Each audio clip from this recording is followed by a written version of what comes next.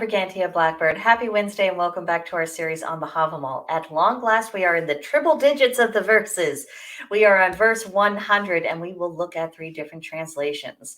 The first reads, Many a sweet maid, when knows her mind, is fickle found towards men.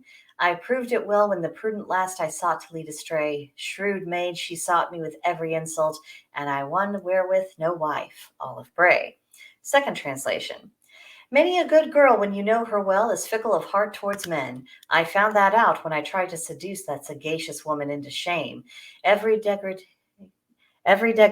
the clever woman devised for me, and I got nothing from the girl at all. Carolyn Larrington. And the third translation.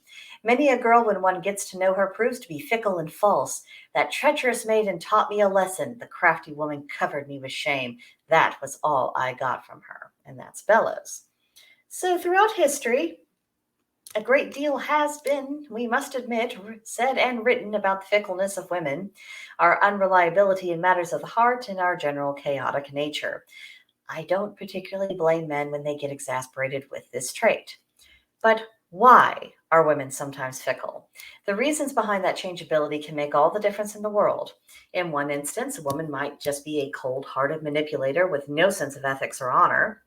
And in other situations, a woman might be answering the call of a higher moral duty, or at least have a rational reason for changing her mind and then consequently her actions. And sometimes the why doesn't make the outcome more bearable for anyone affected by the decision, but sometimes it does make the woman's conduct more understandable and perhaps even praiseworthy.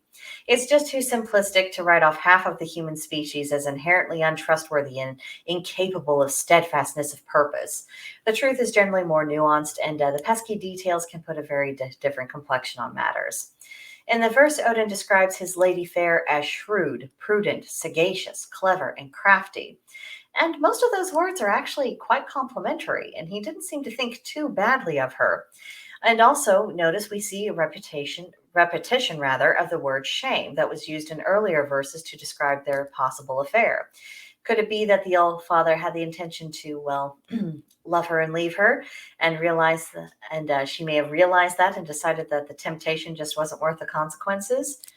We don't know for sure, and that space for doubt is enough to interpret these verses dispassionately and without overly sympathizing with Odin or unduly criticizing the girl for not making up her mind from the first. There's just too many question marks for us not to say, be great if we knew more about what was going on, and just take what lessons we can from it.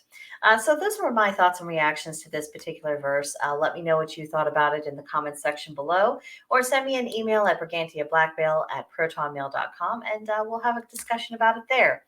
But that'll do it for now, and I will see you guys next time. Bye.